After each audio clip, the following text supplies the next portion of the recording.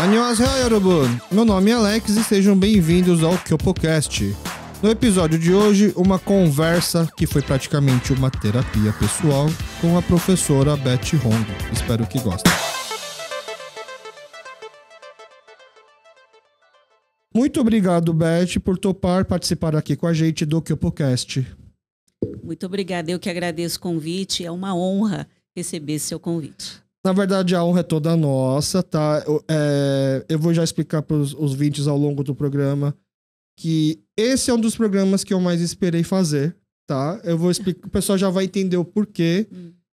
Mas antes, né, antes de eu começar a explicar, a gente costuma constranger nossos convidados, pedindo para que você se auto-apresente, faça aquele constrangedor Chagisoge. Por favor, se apresente para os nossos ouvintes. Ok. Puxa vida, fica difícil fazer a autoapresentação, né? Que seria melhor se você apresentasse, mas tudo bem. Bem, eu sou médica de formação, sou médica nutróloga, atuo em consultório e em hospitais. Sou docente também de pós-graduação em nutrologia. Eu sou professora também da Universidade Aberta Maturidade da PUC e sou agora pós-graduanda, né? Eu faço um MBA em Gestão em Saúde pela FGV. Legal, aqui foi uma... A gente sempre fala que... Sou mestre em gerontologia pela PUC, tá? Esqueci. Olha, apesar de todo esse currículo, pode ter certeza que é uma apresentação muito humilde de acordo com os trabalhos que você já fez, tá? Eu vou ler aqui a pesquisa que eu fiz. Eu dou uma leve stalkeada, uma leve pesquisada sobre... Se eu faço uma pesquisa sobre a pessoa que tá vindo, né? Eu vou ser sincero, eu não consegui fazer uma leve pesquisa. Eu fiz uma pesquisa bem aprofundada. Meu Deus. Nada constrangedor, mas eu digo muito aprofundada em relação aos estudos. Né? Eu vou fazer aqui a minha apresentação, a minha versão da sua apresentação. No final, o que tiver errado, você me corrige. O que faltou, você me fala que a gente também vai complementando ao longo da conversa. Ri Jung-hong chegou no Brasil em 1969, nasceu na Coreia, é formada em medicina, mestrada em gerontologia, estudos bíblicos e pastorais. Essa parte. É diretora de planejamento da ONG Onhundan. Já foi. E professora da Universidade Aberta Maturidade da PUC São Paulo. Em 2010, seu mestrado em gerontologia teve como título Imigração e Envelhecimento em São Paulo, perfil de um grupo de idosos coreanos. Para esse estudo, chegou a fazer mestrado de mestrado ou estágio de 6 meses na Coreia? Nossa, você sabe tudo, meu Deus. Agora eu vi que eu botei as duas opções, agora eu esqueci de confirmar. Eu fiz estágio na Coreia, mas eu conheci serviços no Japão, nos Estados Unidos, no Canadá. Olha onde a pesquisa chega. Para esses estudos, chegou a fazer estágio de 6 meses na Coreia para conhecer diversos programas para a terceira idade e passou também pelo Japão e Estados Unidos para conhecer o sistema beneficiário dos idosos imigrantes coreanos. Pesquisa completa. Na verdade, é só a pontinha do iceberg, porque aqui, imigração e envelhecimento em São Paulo, perfil de um grupo de idosos coreanos, é um estudo que já tem 13 anos, né? Vai fazer 13 anos, isso, né?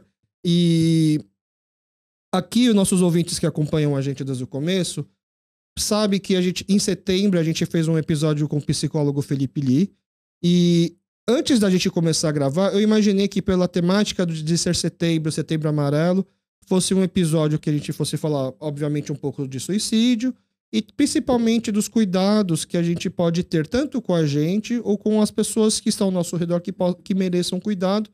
E eu, como sou pai, eu tenho um filho de 3 anos, fiquei imaginando como que eu posso estar já me preparando para quando meu filho ter suas crises de identidade, sua crise na adolescência, como agir, né? Uhum. E ao longo da conversa, naturalmente, a gente acabou percebendo assim que tem um outro público que nós também somos responsáveis, que são os nossos pais, nossos avós, e que a gente viu como a gente está meio desamparado, porque são pessoas que não falam português, que podem ter questões que precisariam passar com algum psicólogo, algum terapeuta, e a gente talvez não tivesse, assim, tantos profissionais para poder atender.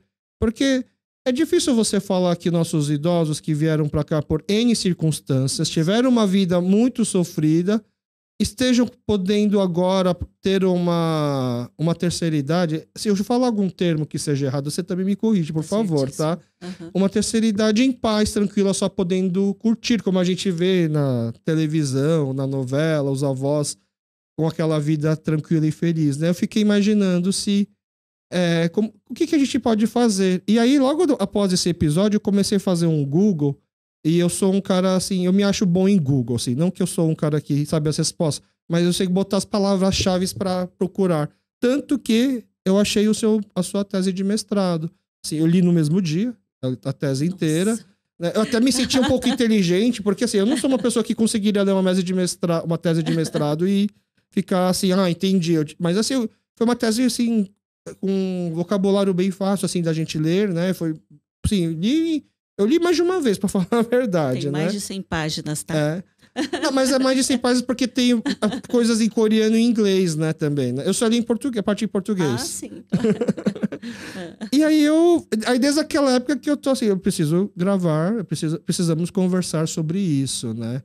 E é por isso que a gente tá aqui hoje também. E é curioso, porque eu, na stalkeada que eu dei, achei a entrevista onde São Zanin fala que é uma das primeiras pessoas que vieram para o Brasil de avião, e já com uma imigração um pouco diferente, porque já veio com uma imigração com toda a documentação pronta, né? E aí eu achei engraçado, porque nela você conta que acho que a família veio vender peruca. Não é que a minha família, mas a minha tia tinha uma fábrica, né? Ela vendia as perucas. A fábrica era no Brasil ou na Coreia? No Brasil, eu acho que era no Brasil. Esse detalhe eu nem Tá. sei, que eu não perguntei para minha mãe. Uhum. Mas aí meus pais foram chamados para ajudar e vieram, mas não deu assim muito certo. Não deu certo o trabalho aí em família, não deu certo... Família, digamos. A história da nossa vida aqui no Brasil, né? Porque a gente já gravou com a Morana, e a Morana, ela comenta também que acho que no começo o pai dela foi para Recife, uma época, para justamente vender peruca. Ah, não sabia. Deve ter alguma ligação no final das contas, né? Essa rede de apoio. Uhum. Então, você chegou com 4 anos aqui no Brasil. Sabe falar bem coreano? Digamos que a gente dá um jeito.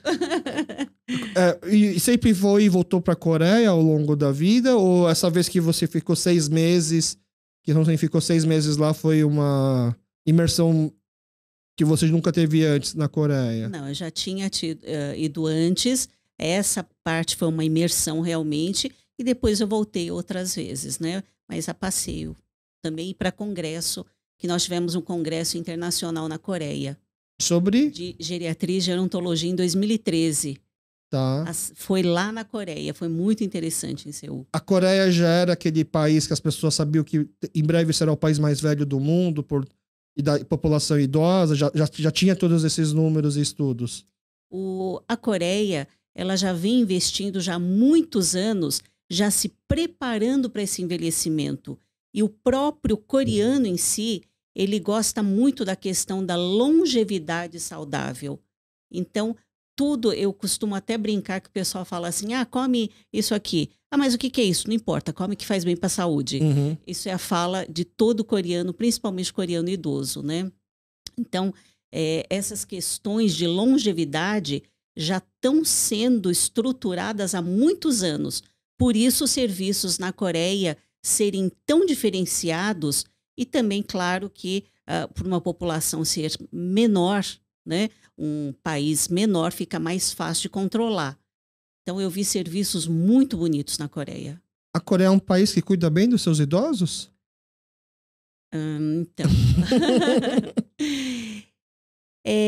eu diria que a questão... Existe uma frase, uma palavra chamada piedade filial. Piedade filial é uma coisa que vem muito de encontro para o oriental. O oriental é aquele que é o filho mais velho, que cuida do idoso, né? Mas isso tem sido abalado, infelizmente, digamos assim, eu não sei se é o termo correto, mas com a ocidentalização, infelizmente, elas acabaram negligenciando um pouco isto. E principalmente por conta de globalização, por exemplo. muitos idosos que estão institucionalizados, que estão, por exemplo, em casas de repouso, que nós chamamos de LPI. Idoso institucionalizado é o que não está em convívio com a família, é isso? Ou... Não, institucionalizado significa, tem uma palavra chamada instituição de longa permanência para idosos, que são a gama de casas de repouso, digamos assim. Ok. Tá? Asilo, casa de repouso. Não se usa mais a palavra asilo, Tá. porque ficou muito a questão negativista da palavra asilo de depósito de local ruim de se envelhecer. Entendi. Tá? Então, lá existe toda essa questão para que as pessoas tenham um melhor envelhecimento nessas instituições, né? E acaba sendo necessário também, por exemplo, que existam serviços para a terceira idade, porque com o envelhecimento chega demência, chega as doenças crônico-degenerativas. Isso acabou crescendo muito com a longevidade. E as pessoas precisam trabalhar para continuar gerando a máquina. Então, o governo pensou em fazer serviços para que pudesse dar esse suporte para as pessoas trabalharem. Mas são critérios rígidos para entrar e existem critérios de coparticipação, por exemplo. Mas isso é uma iniciativa pública, não privada. Pública, mas que existe cooperação junto com pessoa física ou jurídica para que ela possa receber, por exemplo, num caso de institucionalização de uma ILPI, ele recebe 80% de subsídio do governo e 20% o usuário paga. É muito interessante. Entendi. Então, por exemplo, se a pessoa quer trabalhar, construir uma casa de repouso ou um daycare, sabe o que é um daycare, Sim. né? Tipo, de uma forma mais simples, uma creche para idosos. Então, ele paga uma parte e a outra parte o governo paga, que vem de um fundo nacional de solidariedade, onde é descontado uma porcentagem. Por exemplo, eu e você que produzimos, que pagamos impostos, a gente paga uma taxa para esse Fundo Nacional de Solidariedade.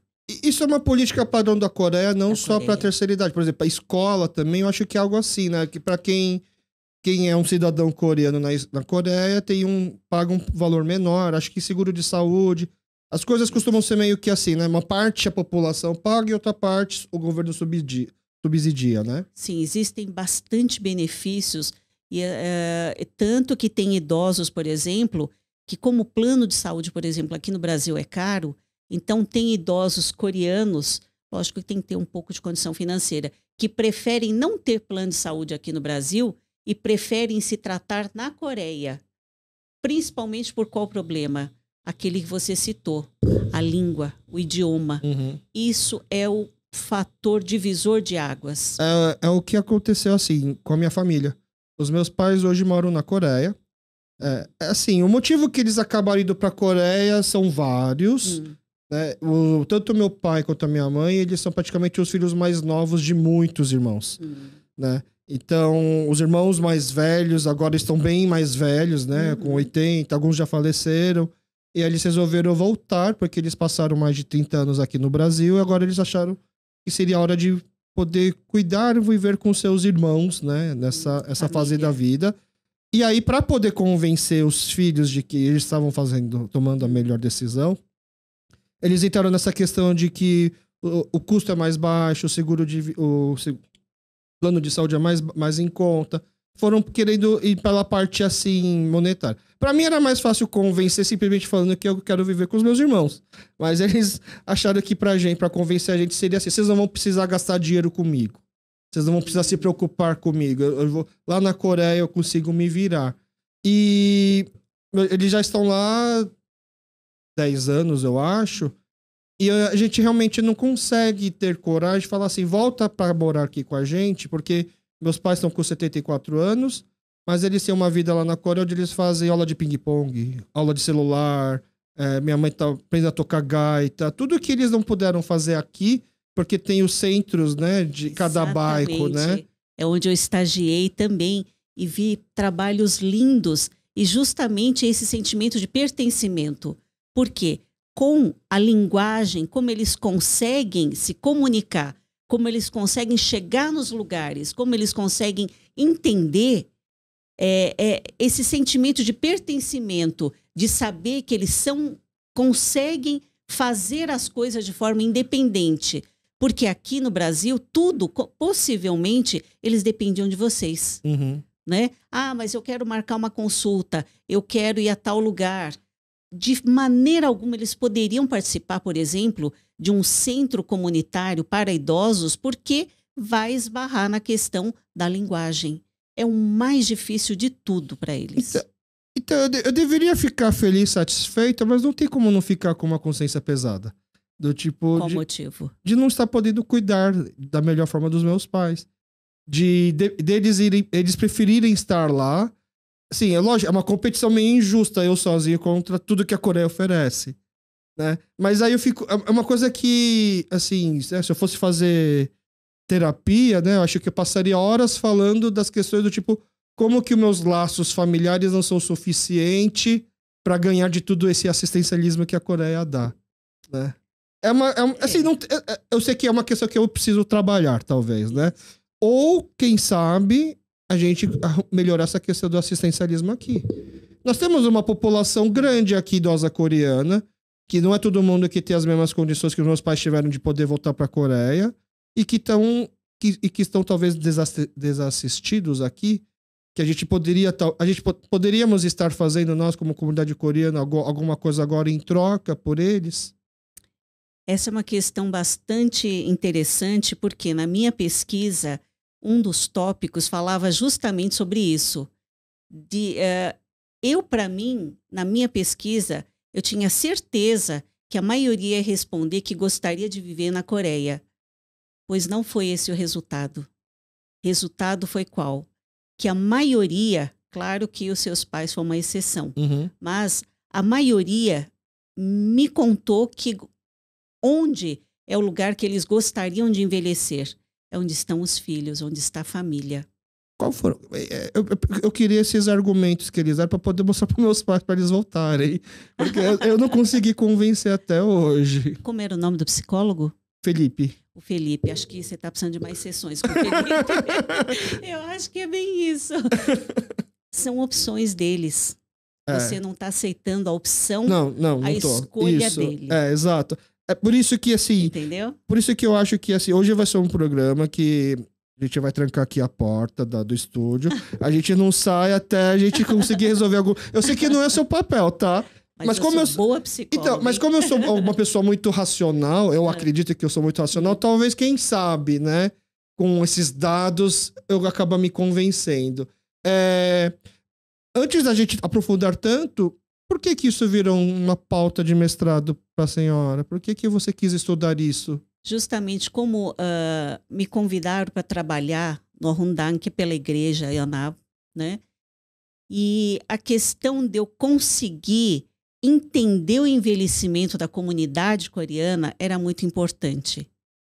Porque justamente o Rundang trabalha com a comunidade coreana de idosos, assim como o Rundang tem o seu grupo. E o nosso era aberto para todas, era de forma eclética, não fazia distinção de religião, né? Então, a gente via que era um local realmente de prazer, um local onde eles poderiam ter as atividades, principalmente por quê? Por causa da língua. Tá. Eles compreendiam, a gente fazia palestras, fazia atividades.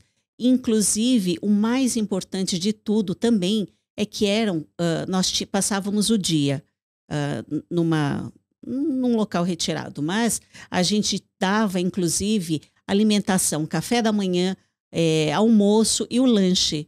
Muitos dos idosos são viúvos, muitos idosos vivem só, então se alimentavam mal também. Muitos idosos também não tinham essa questão de socialização com outros idosos. Quem tem uma melhor condição financeira, por exemplo, acabou se mudando vários para cá, para o Bom Retiro. Por quê? Para poder estar próximo de tudo isso. Exatamente. O sentimento de pertencimento, de poder estar junto com a comunidade, de poder, por exemplo, falar, amiga, vamos tomar um café da manhã amanhã juntas? Se eu moro num apartamento maravilhoso, mas longe de onde estão minhas amigas, não faz sentido.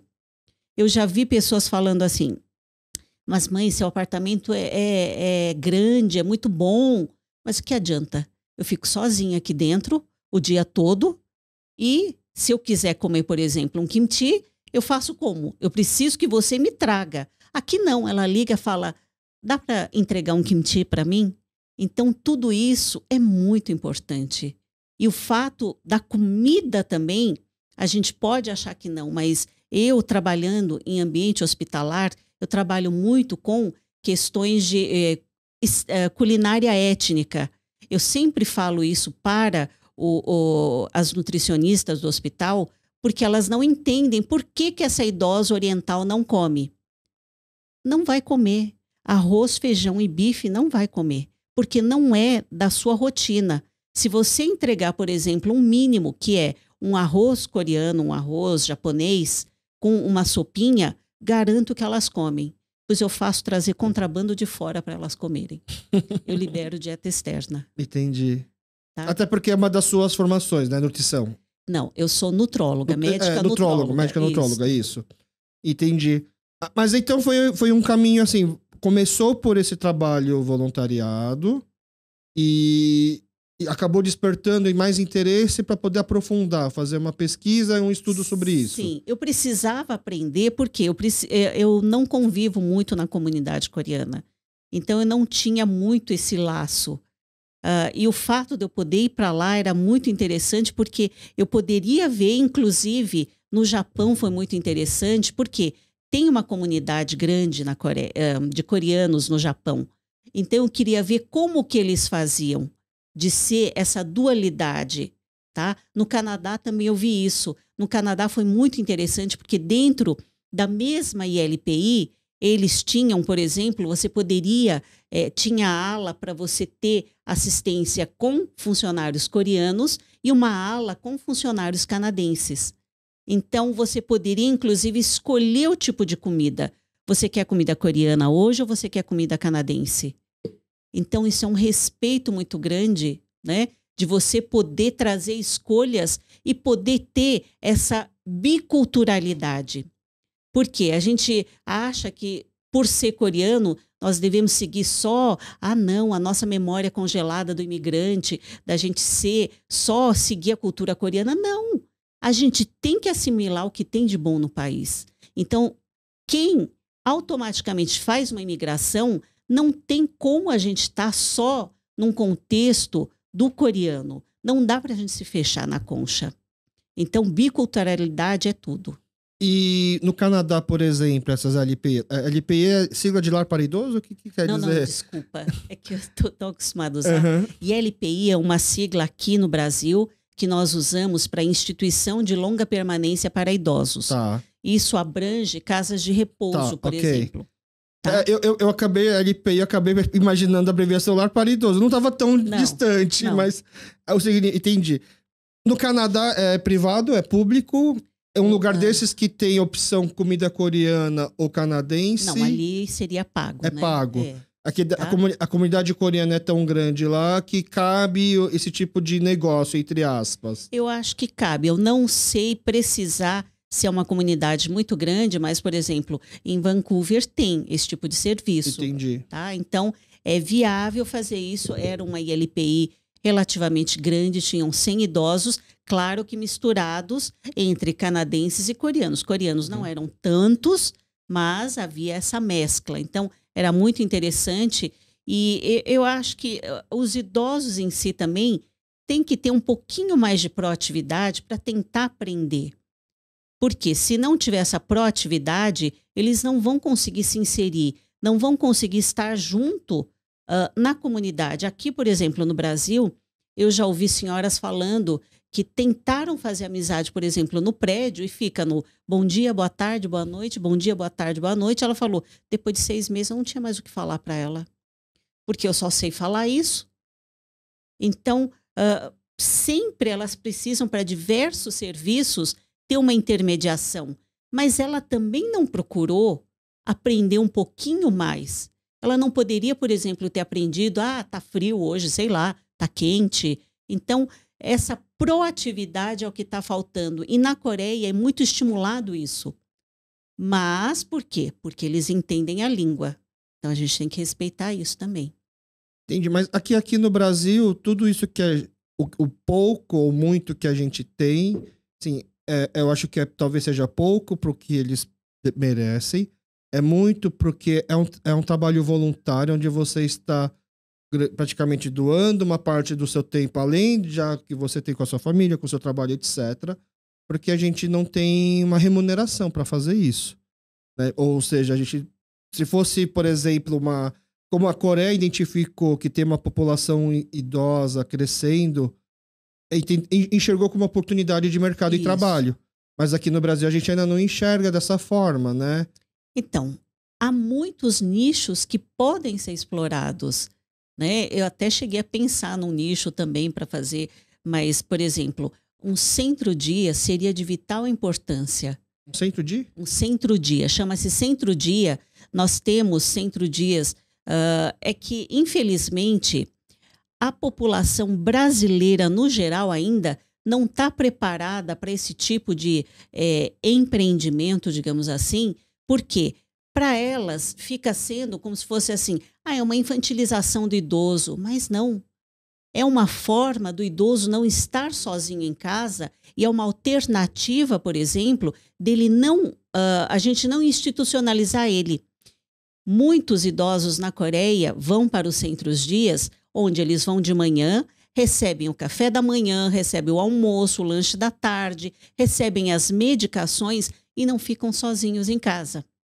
Mas aqui na nossa comunidade coreana aqui no Brasil, eu acredito que pode parecer o idoso que vai, né? O orgulho pode falar um pouco mais alto no sentido de eu não vou porque eu não estou abandonado, eu não estou sozinho, eu tenho os meus filhos que cuidam de mim, mesmo que não cuide, né? Porque acho que essa questão da imagem ainda pega muito, não? Em tudo, não somente da comunidade coreana, mas do brasileiro também.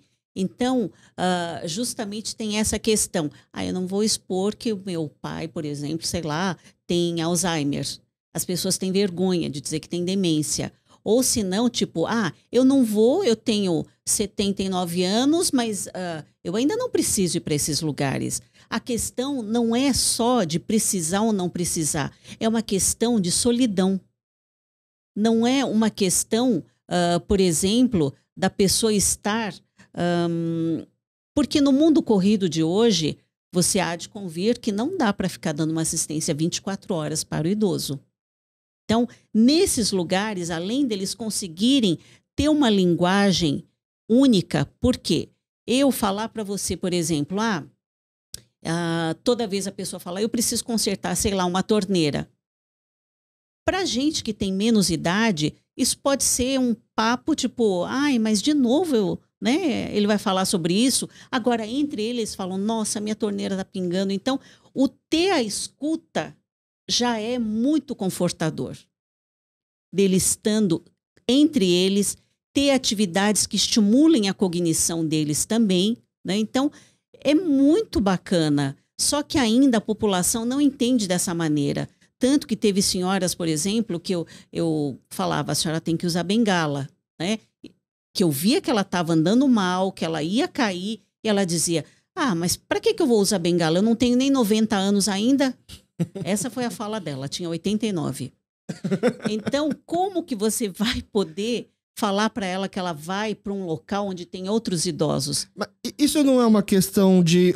é um assunto que a gente aborda muito aqui, que é a representatividade, poder se enxergar. Então, como isso é uma coisa que não aparece na TV, ou as pessoas não falam, ou as pessoas não demonstram, por exemplo, a pessoa acha que é estranho.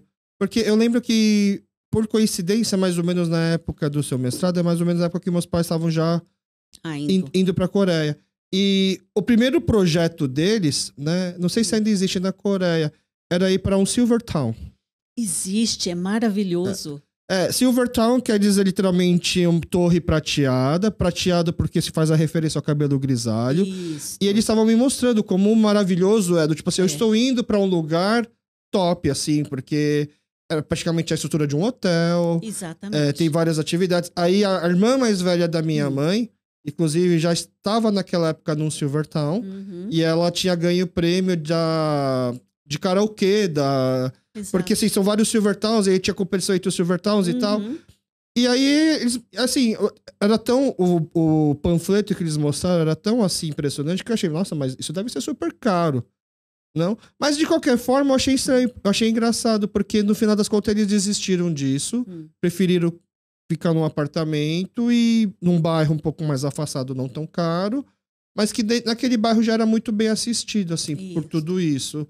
E aí, essa minha tia, que era a irmã mais velha, que é a irmã mais velha da minha mãe... Sim. Também acabou saindo depois do Silvertown, ficando num apartamento. Aí eu pensei, será que foi uma coisa passageira de moda, assim?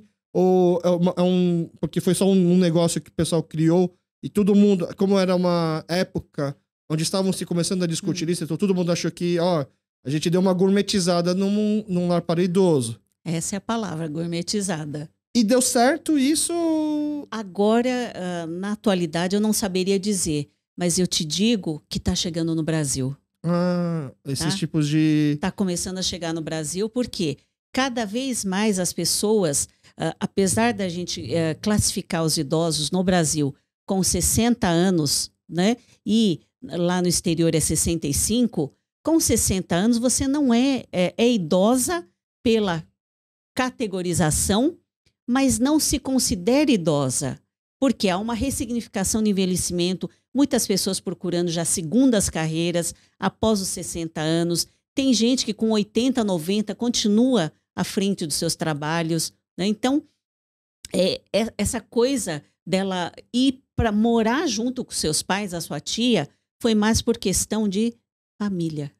Então, porque parece um pouco cruel quando a gente fala assim, como a longevidade está mais... longa, né? A expectativa de vida está maior. Isso. Não é injusto você querer aposentar as pessoas mais tarde. Vai acontecer, infelizmente. Então, é cruel pensar assim, porque eu fico pensando assim, eu penso em políticas a longo prazo. Se chega uma hora onde a gente tem muito mais aposentados do que pessoas trabalhando e a conta não fecha, né?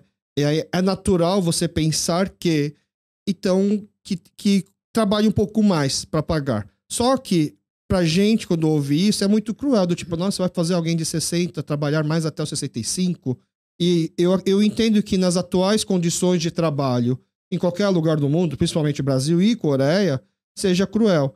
Mas isso daí não seria uma forma da gente pensar maneiras de, por exemplo, de trabalhar, carga de trabalho um pouco mais brandas, para que as pessoas possam trabalhar mais tempo, assim. Porque se você for falar para alguém trabalhar, 44 horas semanais, numa escala 6x1, para alguém que... Para qualquer pessoa, não só para um idoso, para alguém jovem, você fala que é pesado. Mas se você... Né, assim, tem alguns países da Europa que eles estão querendo fazer com que seja só 4 dias na semana, não é nem 5 dias na semana de trabalho, 3 dias de descanso. É uma forma de você enxergar, pô, dessa forma eu consigo trabalhar até os 65, até os 60 e pouco, ainda mais com a saúde, com a medicina avançando. É uma forma cruel de pensar ou faz um pouco de sentido? Eu acho que são escolhas. Por quê? De certa forma é cruel, porque você já trabalhou uma vida inteira, né? Mas, principalmente no Brasil, por exemplo, que tem a questão de aposentadoria, muitas famílias são arrimo desses idosos. Falando uma população brasileira, por exemplo, que vivem dessa aposentadoria desse idoso. Então, muitas vezes esse idoso acaba tendo que trabalhar mais para poder também, só que ele vai estar no mercado informal, ele não vai estar no mercado, sei lá, com carteira assinada, por exemplo, né? Mas eu acho que são escolhas. Precisa ver se essa pessoa idosa não quer continuar trabalhando. Porque você continuar trabalhando, principalmente para o homem, é uma questão de estar ligado ao seu trabalho. Porque muitas vezes é tipo o Alex do que o podcast, por exemplo. Se você parar de trabalhar, você vai ser só o Alex. Então, homens, principalmente, têm muito essa questão de estar ligado a uma empresa, de estar trabalhando, sei lá, eu trabalho na Ford, trabalho em algum lugar assim. Então, isso dá uma ressignificação desse envelhecimento para a pessoa e um empoderamento. Será que não é isso também, além da questão financeira?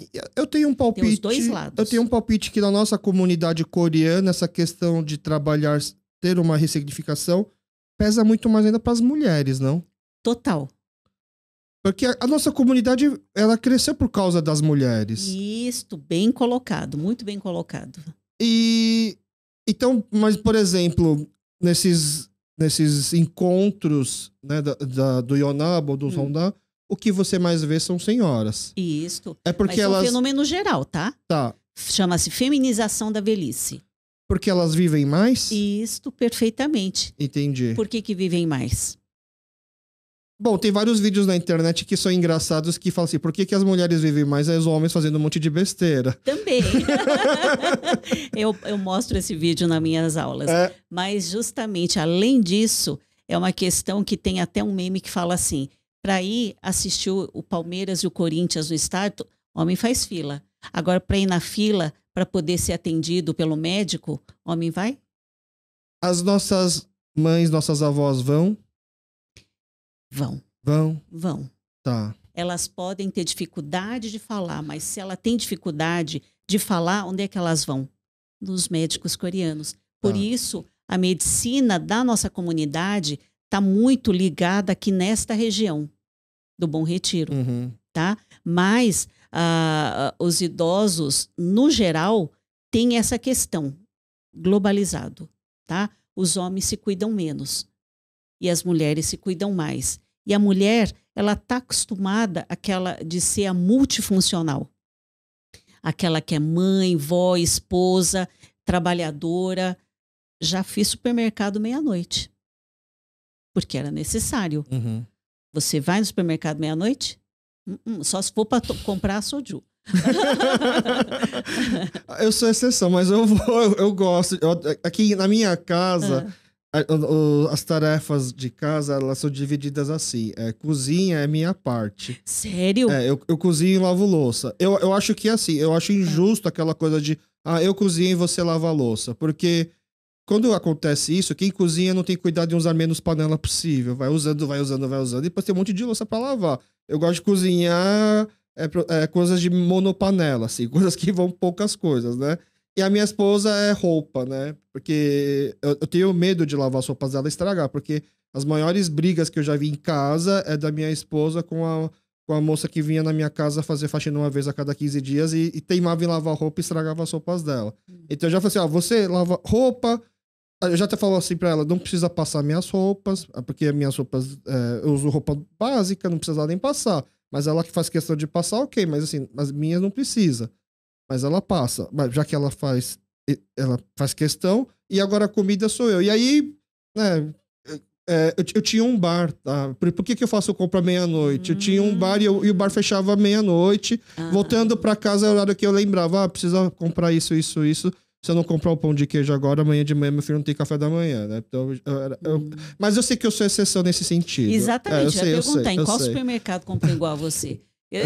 A mulherada vai gostar de saber. É que eu moro na Aclimação. Antigamente tinha o Extra 24 horas ali na Ricardo Jafé, então era uma coisa fácil. E tanto que, assim, agora abriu a rede Oxo, né? Que é 24 horas. Eu também já sei tudo que vende lá, pra numa emergência saber o que comprar. Por favor, Oxo, se quiser patrocinar a gente aqui, eu fico à disposição. Uma boa, né? Não, mas eu sei que eu sou exceção. Eu achava que tinha mais mulheres. Eu imaginei, obviamente, que as senhoras vivem mais, né? Eu imaginei... Em média, 7 anos a mais. 7 anos a mais. Em média. Entendi. Mas eu imaginei também que talvez os homens não se sentissem confortável nesse ambiente justamente com essa imagem de infantilização do idoso. Tem essa questão, tanto que na Universidade Aberta à Maturidade, a gente tem um índice muito baixo de homens. Assim, dá para contar nas mãos quantos tem. Por que chama Universidade Aberta? Porque são cursos livres, né? Onde a gente faz várias aulas, várias temáticas, mas é livre, por exemplo, de provas ou coisa assim. Tá. Na Coreia também tem esse tipo de educação continuada e é muito bem frequentada porque eles querem se atualizar. Então, é espaço bastante interessante, onde elas se sentem muito valorizadas, que dizem, hoje eu não posso, porque hoje eu tenho esse compromisso. Elas se arrumam, elas se encontram com as amigas e acabam fazendo esse grupo de amigas onde elas vão ao teatro, elas vão passear. Então, é o que a comunidade coreana faz também quando se muda para cá, para o Bom Retiro. Porque aí elas conseguem ter esse maior contato entre elas, que é super importante. O do Yonabe é que dia da semana? Com que frequência que tem esses encontros? Antigamente era às sextas-feiras, tá? Aí com a pandemia teve vários problemas, né? Agora, se eu não me engano, acho que está sendo às sextas na igreja. Eu acho que vai de vez, não sei se voltou já a gente ia para um sítio em Santa Isabel. Tá. Tá? Porque nos Rondel eu sei que é de quinta. Isso. E o interessante seria, então, na verdade, cada igreja ter um dia da semana para que um idoso possa frequentar a semana inteira cheia. Entendeu? Então, por que? Lógico que é bastante oneroso, digamos assim, porque não é fácil você dar atividades, você dar, contar com voluntários, você contar com alimentos, é tudo muito caro, né? Mas, naquela época que eu fiz a tese de mestrado, que foi stricto sensu, tem o lato sensu e o stricto sensu, ele falava em 60 igrejas coreanas. Uhum. Se nós temos 60, claro que tem de médio, pequeno porte, por que a gente não poderia fazer um fundo comunitário, né, onde a gente pudesse, de repente, fazer algo para, principalmente os idosos que migraram, né, que são realmente as pessoas que levantaram a nossa comunidade, que inspiraram todos nós para que nós seguíssemos num país totalmente diferente. É um país, pensa, você vir para um país onde a linguagem não é sua, a escrita é diferente, você tem dificuldade com alimentos, com a língua, é muito desbravador. Então, eu tenho muito orgulho da comunidade. Mas você fez uma pergunta, por que a gente não poderia? Qual que é a resposta? Por que a gente não faz? Eu acho que tem várias questões aí. Primeiro, tem a questão que você citou das pessoas não se categorizarem como idosas. E eu já vi gente falando, vai você que é idosa, vai você que é velha, porque eu não estou velha. Com 70 anos, ela dizendo isso para outra. Então, existe realmente uma questão, talvez, de preconceito dos próprios idosos.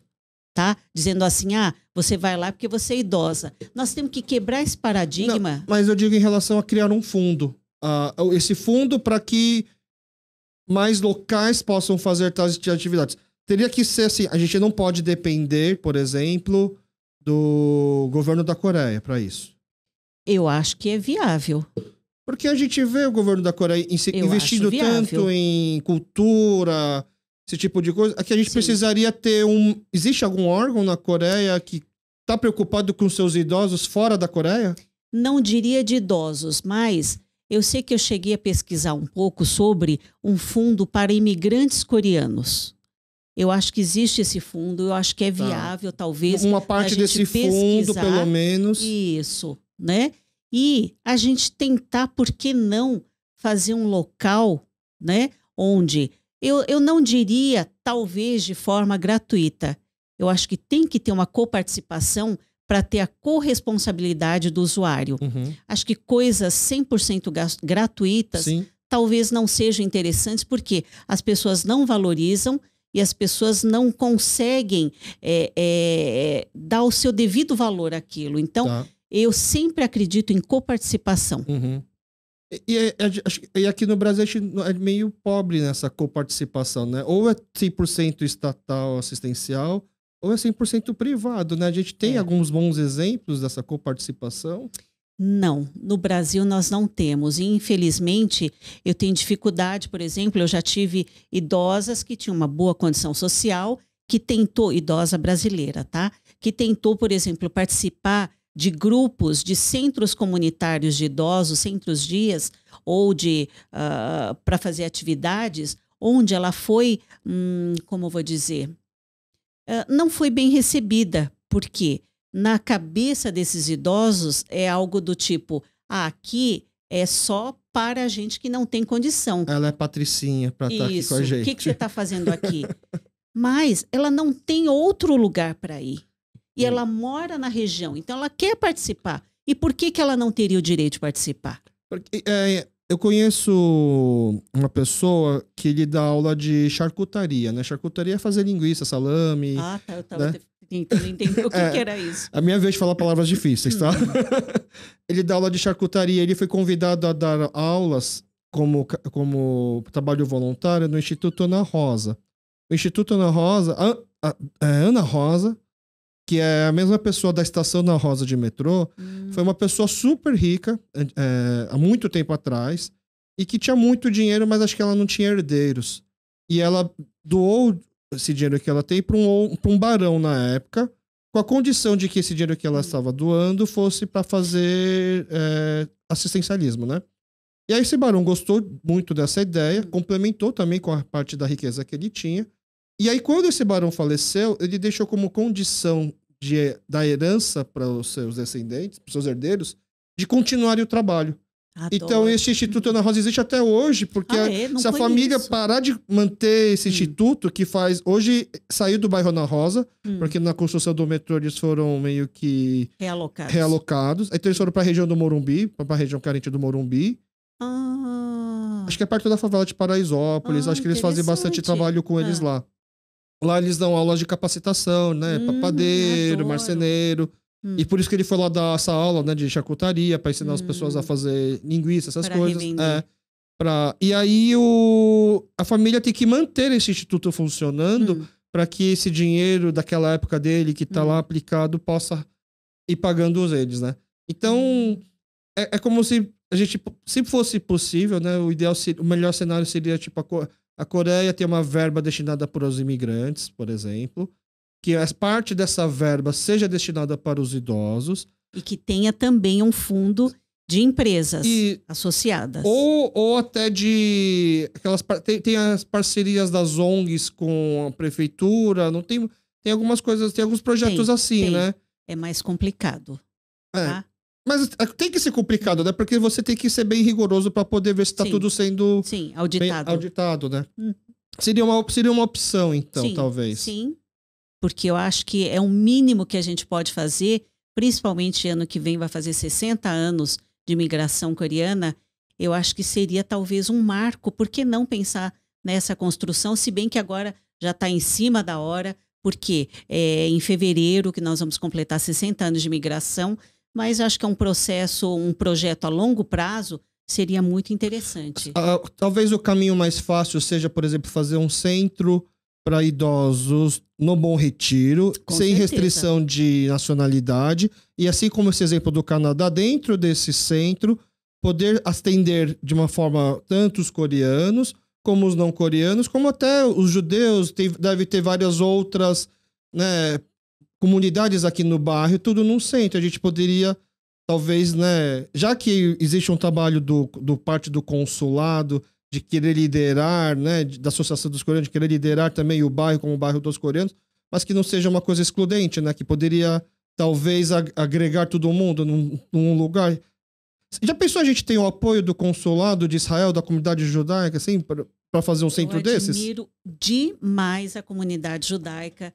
Inclusive, eu já consegui, tem um projeto chamado Refeição sobre Rodas, eu consegui para uma idosa coreana isso, né? Ela recebia refeições diariamente na casa dela, porque ela não tinha condições financeiras, era para ela e para o filho. Então, eles têm vários projetos muito maravilhosos. Da comunidade judaica, esse projeto. Da judaica, eles têm um centro-dia, eu já fui lá, já dei palestra várias vezes, né? Conheço bem o projeto. O centro-dia deles fica onde? Fica... Ai, como é que é aquela rua ali atrás? É aqui no Bom Retiro. É no Bom Retiro. Isso. Então a gente tem um exemplo aqui do lado para poder pegar e espelhar. Eles têm bazar, por exemplo, que faz com que eles tenham a captação de recursos através da venda deste bazar, né? Eu até, inclusive, doei várias coisas agora que eu estou, né, tirando as coisas de casa. E aí, eles têm essa monetização, mas eles têm também... a gente acha que como é que se diz? Os judeus são todos ricos. Essa é a ideia que a gente tem. Não, tem muita gente em situação bastante difícil, assim como nossos idosos também. Coreanos. Tá? Eu não conheci esse lado do idoso coreano com dificuldade financeira. Existem vários. Existe uma associação dos idosos, né, dos coreanos aqui no Brasil. Essa associação eu não conheço muito bem, mas eu sei que eu também ajudava na igreja, o pessoal fazia entrega de cestas, tudo. Era muito bacana. Entendi. E será que a gente tem, assim, espaço para chegar, né? Em vez da gente querer criar alguma coisa do zero, chegar talvez nesse centro-dia que tem da comunidade judaica aqui, e do tipo, como a gente poderia ajudar para que nossos idosos também possam participar? Ali, inclusive, talvez tenha uma limitação espacial de local, tá? Mas ali é uma associação onde tem uma junção, onde tem é um projeto junto com a prefeitura. Então, eles recebem verba da prefeitura, por exemplo. Mas, por exemplo, na ILPI, que eles têm lá na Vila Mariana, né, que é gerida pelo Hospital Albert Einstein, lá tem muitos idosos judeus gratuitamente, você acredita? A gente acha que estão todos pagos, não são. Entendi. Tá? Eles fazem fornecimento de medicações, por exemplo, para pessoas que não têm condição. Então, dá para a gente fazer muita coisa, inclusive com a indústria farmacêutica, muitas coisas mesmo. Mas, infelizmente, a gente tem que fazer uma triagem bem minuciosa para que não tenha oportunismo, e sim realmente um assistencialismo, mas um assistencialismo consciente. Por isso que eu sempre falo em coparticipação. Aí, então, para quem está ouvindo a gente, parou para pensar nessas questões pela primeira vez, deu para entender que a gente está muito longe de um cenário assim ideal, porque nós não temos algum lugar centralizando esse tipo de ações. Mas não é só dos coreanos, tá? Isso é um fenômeno geral. Sim, mas assim, a gente se preocupando com os nossos idosos. Sim. Como seria uma forma de ajudar? Sim, eu acredito que ninguém vai chegar agora a dar um estalo e eu vou tomar iniciativa, eu vou fazer do zero. Eu vou criar uma ONG. Se tiver dinheiro, a gente cria. O problema é dinheiro? Eu creio que a primeira questão é dinheiro. Tá? Por quê? Infelizmente, são projetos muito caros. Já cheguei a desenhar uma vez um projeto num prédio para a gente ver tudo, mas assim, a gestão disso seria muito caro, porque a gente poderia fazer, por exemplo, um projeto bem bacana, onde tivesse centro comunitário, né, um centro-dia.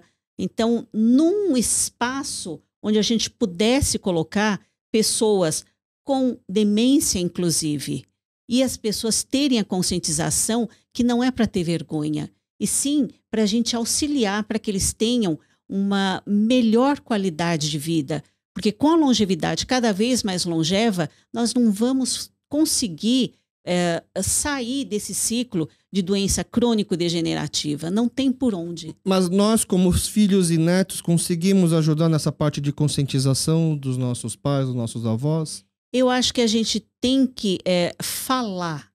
Porque muitas vezes o próprio filho em si, os filhos, eu vi muitos casos bem feios, por exemplo, de pacientes chegando no hospital com lesões imensas, altamente desnutridos e dizendo, ele está assim de um mês para cá. Não é. Então, acaba negligenciando muitos casos, né? E acaba tipo assim, ele é idoso mesmo, ou se não, existem vídeos na internet que mostra, por exemplo, você segregando o idoso para comer junto. Por quê? Ele já está desdentado, ele está com dente podre, ele derrama a comida. Então, esse tipo de ato que você faz, por exemplo, o seu filho está vendo. Se o seu filho está vendo, você acha que não vai replicar para você? Então, essa é a conscientização.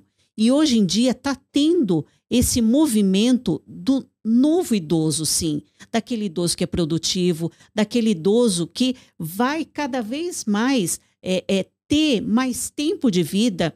Tanto que na mídia, agora, cabelo branco? Pode sim. Antigamente, os jornalistas, eu já ouvi casos de jornalista sendo demitida porque não queria pintar o cabelo. Hoje se pode usar óculos, antigamente não podia. Existe pessoas com mais idade fazendo marketing. Por quê? É um público que tem dinheiro para comprar. Lógico que tem as pessoas em dificuldade. É a questão da representatividade, assim. A gente não enxerga, Né? e a gente acha que não tem. É o silver market que está crescendo. Essa é a palavra, silver market. É. Entendi. Mas, por exemplo, a gente começou aqui o programa, né? E aí Rosane até comentou assim, você tá precisando passar mais tempo com um psicólogo, porque é uma questão de você aceitar a decisão dos seus pais. E se os pais dos nossos ouvintes, os avós dos nossos ouvintes, não querer essa ajuda, não querer participar de um encontro, de um centro, né, seja no Ionam, no Sondá ou qualquer outro centro, e se por parte deles esse vai, digamos assim, orgulho, essa vontade de não querer parecer dependente? Eu acho que dependente não é a palavra. E eu acho que essa pessoa vai perder muito. Por quê? Eu costumo dizer que ninguém é uma ilha. Uhum. Ninguém consegue viver só. Nós somos seres gregários. A gente precisa um dos outros. A gente precisa dessa interatividade. Então, não adianta dizer, eu sou feliz sozinha, eu e minha televisão, eu e meus programas coreanos. É mentira. Mas eu não posso chegar pra minha mãe e falar assim, é mentira. Eu não posso chegar pra minha avó e falar assim, é mentira, você precisa sair daqui dessa casa, vamos andar, vamos fazer alguma coisa. Não, aí é outra coisa. Ela decidiu que queria ir pra Coreia. Não tô querendo dizer assim, nos meus pais, por exemplo, né? Porque a gente já viu que é um pouco da exceção, que a grande maioria prefere ficar aqui no Brasil. Mas eu digo das pessoas que têm pais aqui no Brasil, né? E que os pais ficam em casa ou não socializam tanto. Como convencer eles a participar, né, dessas atividades das poucas coisas que a gente tem à disposição? Eu acho que a gente tem que fazer a base. Eu costumo dizer para os alunos que tem gente que quer começar a construção da casa pelo telhado. Eu tenho que começar pela base. Qual é a base? Eu e você. Eu e você tem que ter a conscientização de que nós também vamos envelhecer e que se a gente não fizer esses programas darem certo e ser legal lá na frente, não vai vingar. E se eu tiver o preconceito de que lá é só para gente idosa, não vai funcionar também. E a nossa geração vai ter atividades talvez diferenciadas e nós somos privilegiados. Por quê? Porque nós falamos a língua. Então, para nós vai ser diferente. Então, agora é o resquício da dificuldade que nós temos, principalmente por conta da língua. Vencendo isso, eu acho que nós vamos ter muitas coisas bacanas daqui para frente. Então, para ver se eu entendi assim, uma forma talvez, né, se supondo que meus pais estão aqui no Brasil, eles não querem ir para os encontros que tem durante a semana nas igrejas, porque eles acham que é uma infantilização do idoso, eles acham que não, eu não preciso. Uma forma talvez de quebrar um pouco essas barreiras é eu indo participar desses encontros como um voluntário, por exemplo. Perfeito. Perfeito, porque a partir do momento que eu só digo, é a mesma coisa eu dizer, sei lá, não fuma ou não beba para o seu filho, só que você bebe e você fuma. Qual moral você tem? Entendi. Então você ir lá em loco, você conhecer o trabalho também. Quantos voluntários vão lá nesses locais para ajudar? O João, por exemplo, é um cara bacana que ele cozinha, fez o livro sobre Hanshik, né? Uhum. Então, ele é um cara muito dedicado. Ele faz comida para os idosos, tudo. Eu já cheguei lá no Chagan Yesu, no Pequeno Jesus, eu nunca lavei tanta louça. Foi louça pra caramba que eu lavei, mas tá bom. Então, era muito bacana. Então, essa coisa do voluntariado na Coreia é muito importante, significativo. Só que a gente tem que começar a entender que voluntariado não é tipo assim, eu vou lá fazer para eles. É o contrário, você sabia? A gente recebe muito mais do que a gente dá. Tá. Então, esse conceito de voluntariado, eu acho que tem que ter. Não é a questão só de trabalhar. trabalhar é legal, mas a gente tem que dar um significado melhor, principalmente dar uma melhor qualidade de vida para esses nossos idosos heróis. Eu não tenho outro nome para eles. Entendi. Então, e aí, óbvio, assim, se o meu filho, se o meu neto tá indo lá toda semana ou a cada 15 dias, indo lá cozinhar pros meus amigos, não tem por que eu não ir, né? É como se eu no pensamento do idoso, né? Seria talvez a melhor forma, né? Mais do que palavras, tentar convencer na conversa.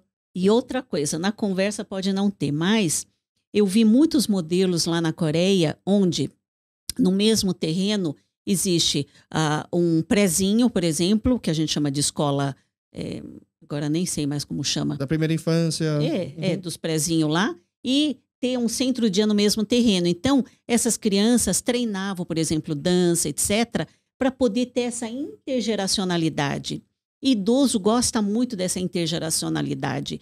Existem, inclusive, no Japão, tem uma foca, esqueci o nome da foca, acho que é Paru, se eu não me engano, onde ela é quentinha, peludinha, para o idoso ter a sensação de ter alguém abraçando ele. De pelúcia. De pelúcia. Tá. Então, essa interação, esse toque também, muitos idosos estão institucionalizados, não têm. Então, isso é importante. Por que a gente não pode envolver as crianças, inclusive? Para dizer, olha, vovô, né? A gente precisa respeitar. Vovô, você tem que entender que ele tem um probleminha de Parkinson, por exemplo, que ele chacoalha a mão e ele derruba a comida. Mas não faz mal, depois a gente limpa. Então, essa conscientização. Entendi.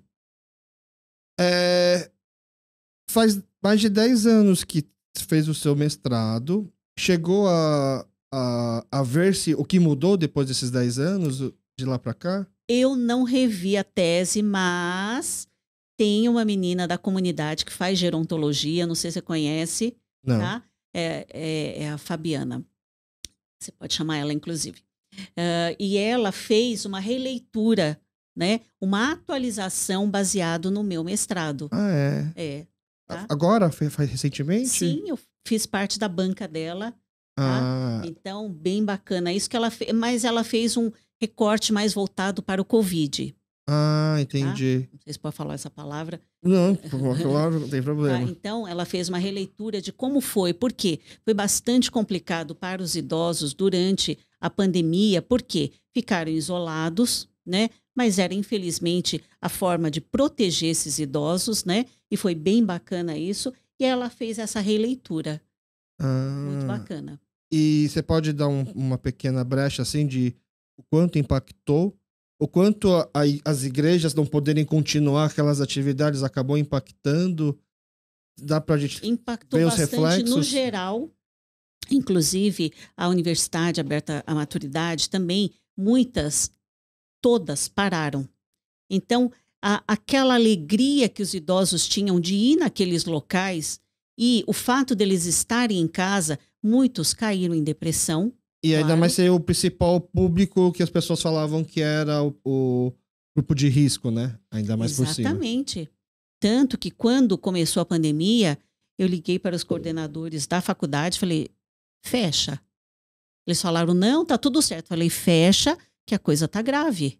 Que eu tava vendo, né? O hospital se enchendo. Eu falei, não há condição, né? Tem que proteger os idosos, que é o grupo de risco.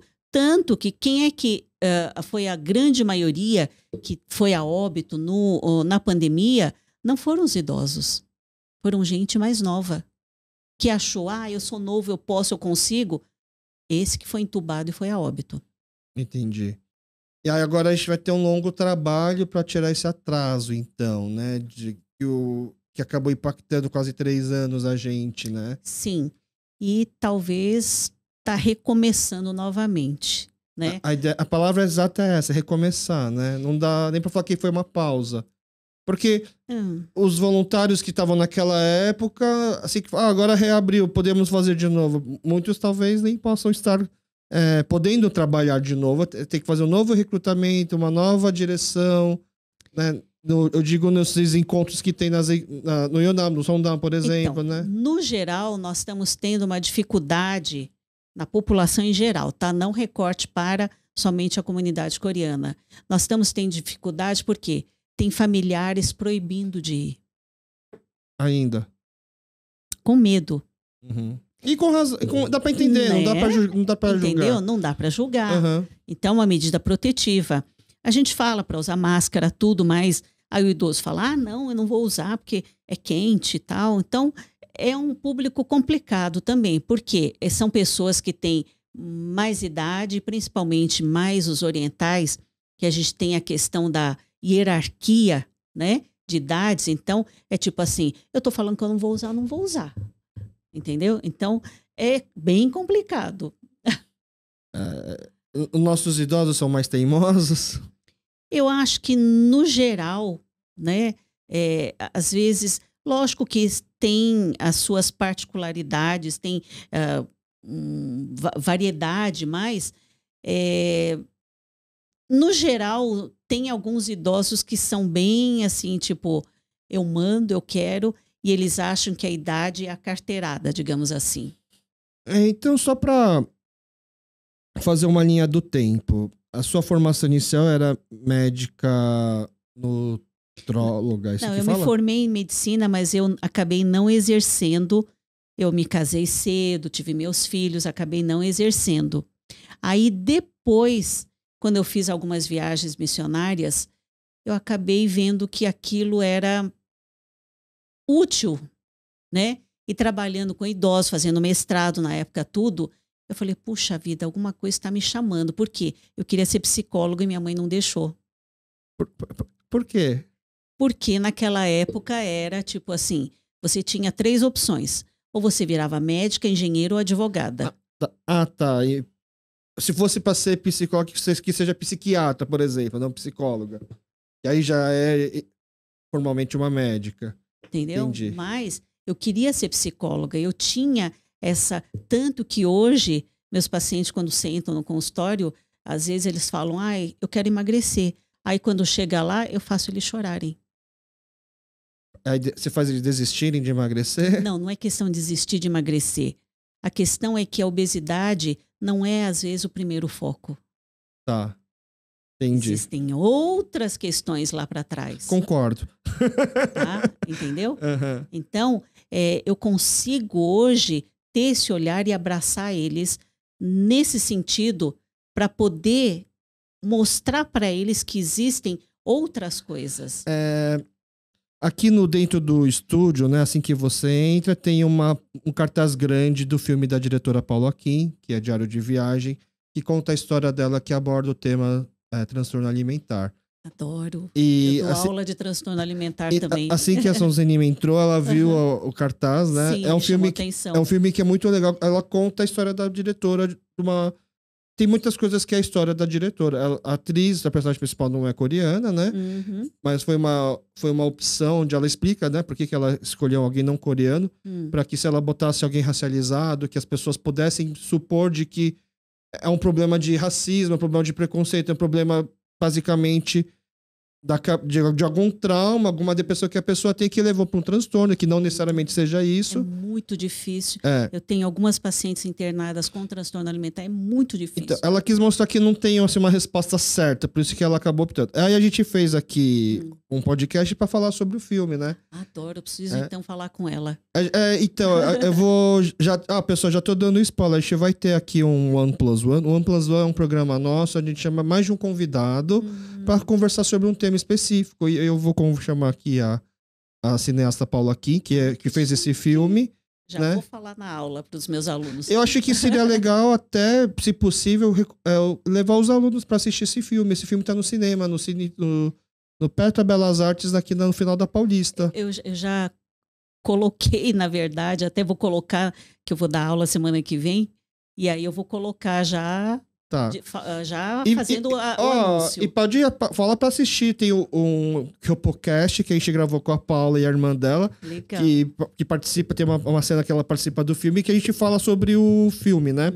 Aí ela contou, né, que ela, fazendo as pesquisas, ela encontrou alguém que agora eu não sei exatamente qual que era se é psicólogo, se é psiquiatra, se é nutricionista, que ela é meio contra dietas, né? E que ela tava tratando um menino que tinha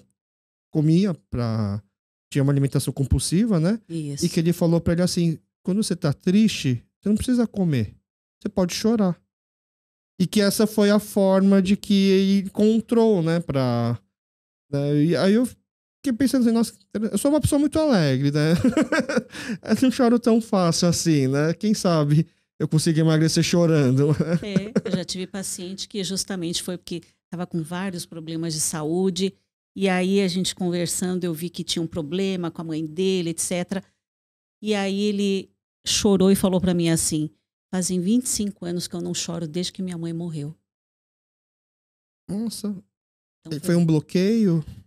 sim, aí ele começou a se tornar workaholic, que ele precisava suprir a família, não sei se ele prometeu alguma coisa no leito de morte da mãe, e ele com 36 anos estava quase para ter um infarto mesmo, que ele estava numa condição assim de saúde muito ruim, dislipidemia, diabetes, hipertensão, que levou a tudo isso. E justamente tem casos onde as pessoas comem porque tem o vazio da alma, e desse vazio da alma ela tenta preencher com o quê? Com comida. E não vai preencher nunca. E eu sempre brinco, eu falo, não tem gente que tem compulsão, por exemplo, por brócolis. A compulsão que é coisa gordurosa, doce, né? Ninguém vai ter compulsão em dizer, vou comer 3 quilos de brócolis. Quando o Zuzani falou assim, a comida não vai preencher, eu tava quase falando assim, é que você não conhece os lugares que eu conheço, assim, de restaurante.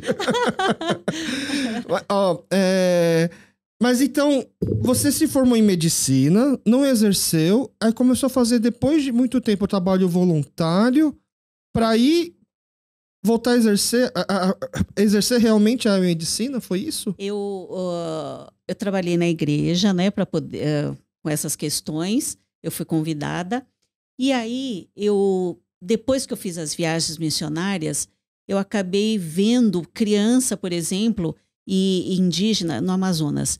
E essa população ribeirinha, eles respondem muito fácil à questão de medicações. Foi impressionante. Uma criança que não estava conseguindo andar, e eu não tinha ido com esse intuito de exercer a medicina, mas com uma caixinha pequena de primeiros socorros e um canivete Victorinox, deste tamanhozinho, de uma tesourinha e uma pinça, eu consegui fazer o desbridamento da ferida dela. Eu fiz a asepsia, fui de moto para a cidade, comprei medicamentos, antibióticos, tudo, dei para essa criança. No dia seguinte ela estava correndo. Foi muito emocionante. Então eu falei, alguma coisa está me dizendo que eu tenho que voltar. E aí, depois de, digamos assim, de uma certa idade, então eu acabei pensando, ou eu faço agora, ou eu não consigo voltar mais para a medicina. E aí foi que eu resolvi estudar para poder prestar a prova de residência. Eu acabei fazendo residência em nutrologia, e é a área que eu amo, que eu descobri que, graças a Deus, eu tentei repetir de ano na faculdade. Eu faltei 1 mês na faculdade e não me reprovaram. Por quê? Porque eu queria ser reprovada para dizer, olha, eu vou ter que desistir porque eu fui reprovada. Ah, é? E o professor não me reprovou. Ele falou, você vai fazer trabalho e vai entregar. E aí eu não fui reprovada. E hoje eu penso, né? Graças a Deus. Porque hoje eu faço o que eu amo, eu faço o que eu gosto. E assim, eu fiz exatamente a ressignificação, digamos, da maturidade. E aí hoje eu trabalho com o que eu gosto, né?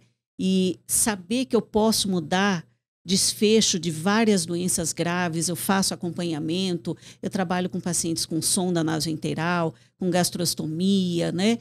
Isso me dá, assim, uma alegria muito grande. E para você ver como é engraçado, né? Voltar a trabalhar agora não foi só uma questão de você ajudar outras pessoas com a sua profissão, mas com um exemplo, né? Como eu contei aqui no começo, né, para a professora Beth, ela foi vice-diretora da escola dominical nos Rondá, ela saiu bem no ano que eu entrei. Então eu tinha uma lembrança dela, eu tenho quase certeza que essa pessoa que eu vou entrevistar é a pessoa que eu já vi nos Rondá. Eu também falei, eu conheço ele de algum lugar. Aí eu perguntei para a Suzana Lee, que ela foi a minha minha tutora. Quando eu entrei como professor dominical, eu fui estagiário dela, né? Então ela, assim, é uma grande referência, um grande exemplo para mim. E eu lembrava que ela era professora já naquela época, de 8 anos. Eu perguntei, por acaso, essa pessoa que eu vou conversar, ela não foi diretora da escola? Ela falou assim, foi, e ela é uma grande referência para mim por causa dela, que eu estou agora estudando serviço social. Tipo, agora, assim, Mentira. já depois de muito tempo. E ela, assim, aí você me contando essa história, para você ver que, né, quantos frutos essa volta à medicina trouxe. Não foi só tratar pacientes, né? Meu Deus do céu, acho que eu vou chorar, viu? Mas, nossa, parabéns para Suzana. Mas, assim, eu realmente... a minha filha fala isso muito para mim. Fala assim, mãe, agora eu vou chorar. Falando de filho, a gente chora. Mas ela fala que tem orgulho de mim justamente por isso. Porque eu acabei... Realmente, não era fácil para mim, com a minha idade, poder estar no ambiente hospitalar que eu tinha renegado a minha vida inteira e eu voltar para esse ambiente e trabalhar junto com jovens, né? Então, eu dizia, gente, eu não sei como eu vou fazer, mas eu sei que eu quero. Tanto que na entrevista, porque a gente tem prova teórica, a gente tem entrevista, tem currículo, etc. E na entrevista eu falei justamente isso, eu quero aprender. Eu quero aprender, eu estou aqui, estou disposta, eu quero aprender, né?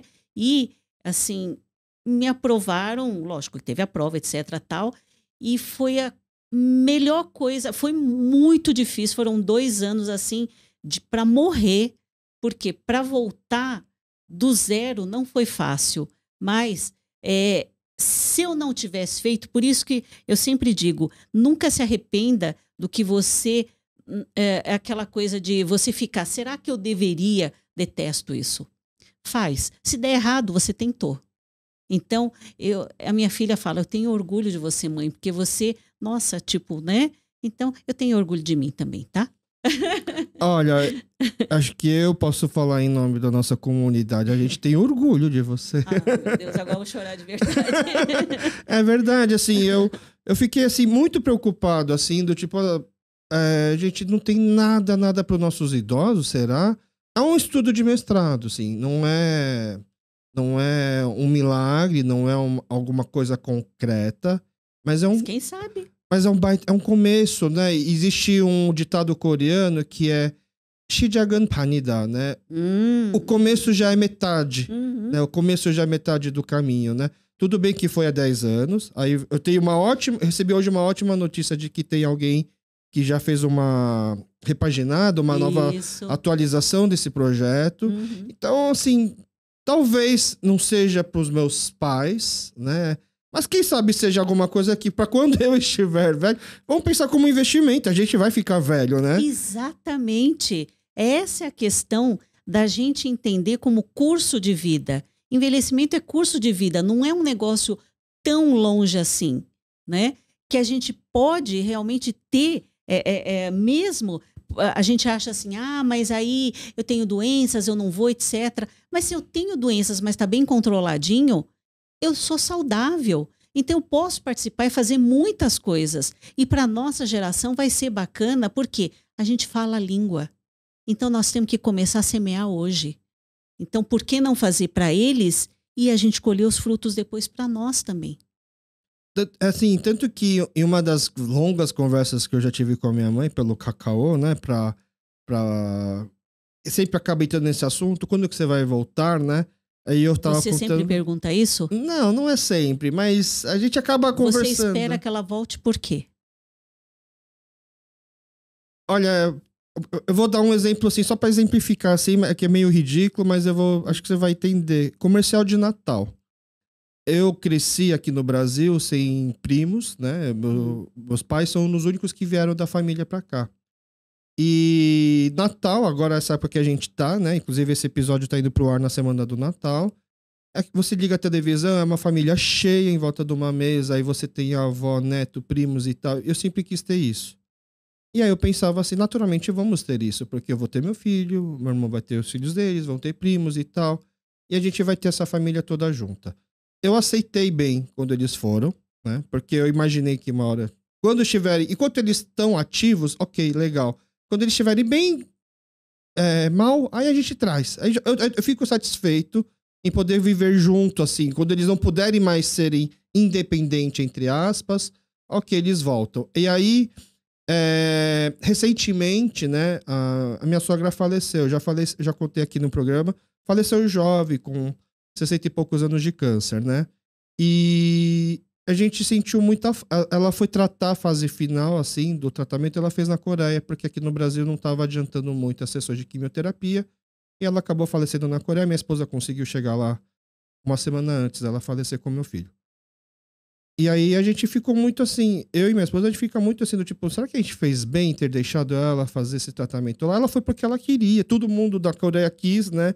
Obviamente, a gente não podia falar que não, né? Mas a gente sentiu muito assim, essa falta do convívio, né? Assim, se a gente soubesse que vai viver mais 2 anos, a gente teria feito diferente, a gente teria ido junto, a gente teria falado, não, vamos ficar aqui, a gente teria feito essa última rodada de quimioterapia. São vários questionamentos que a gente se faz, né? E aí, uma das conversas que eu tive com a minha mãe foi pouco depois do meu filho ter nascido, e eu falei pra ela assim, é clichê o que eu vou falar, que a gente só entende quando vira pai, mas eu, limpando a fralda do meu filho aqui, assim, eu limpo com o maior prazer, né? Quando ele fazia as coisas na fralda, e eu achava, assim, até aquela coisa meio boba, não tá até de comer o cocô às vezes, assim, né?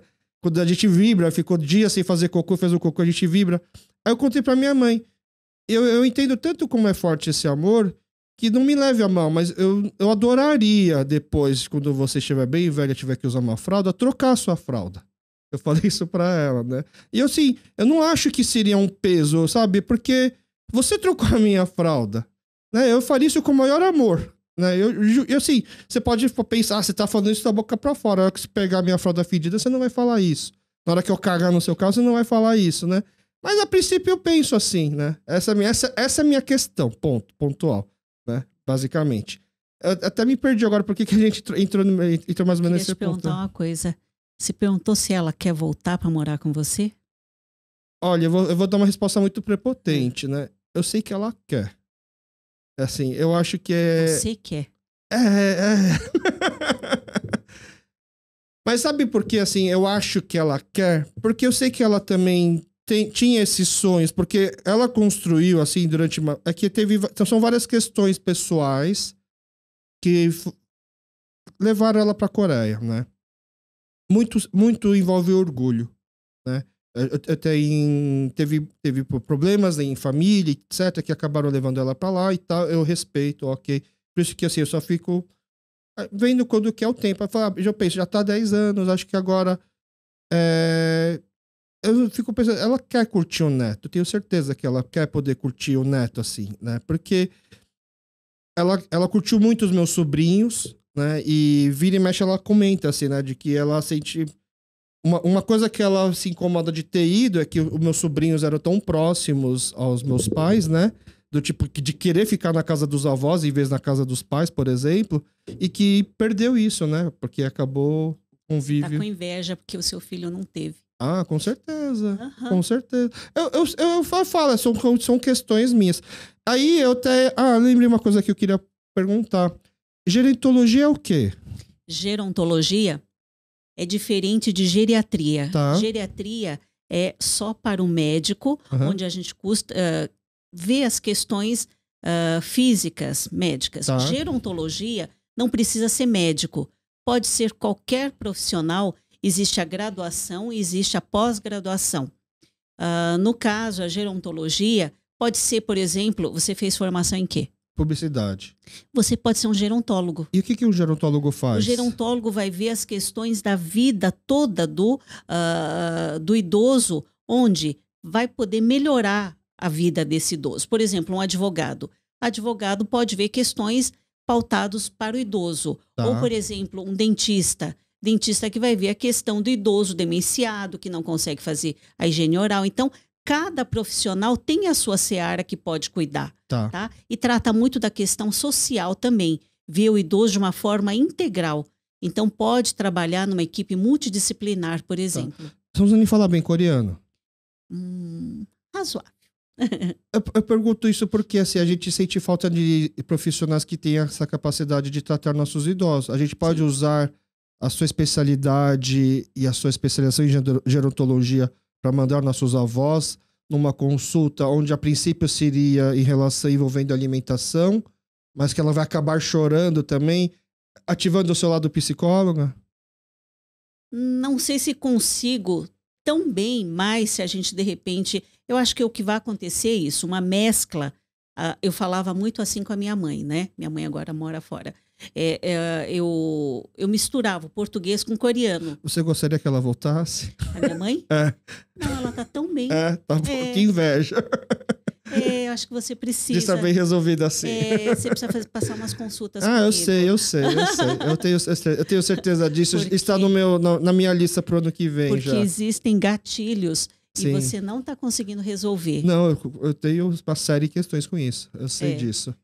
Tá. Mas voltando ao assunto da gerontologia, a gente poderia usar isso como uma desculpa, entre aspas. Não é uma desculpa, é uma consulta, porque tudo acaba envolvendo alimentação, né? Principalmente nessa questão de depressão, etc. Assim, acaba envolvendo alimentação. No meu caso, seria geriatria com gerontologia, né? Seria as duas coisas, e nutrologia, né? Porque se a pessoa estiver desnutrida, por exemplo, acaba levando a várias coisas, né?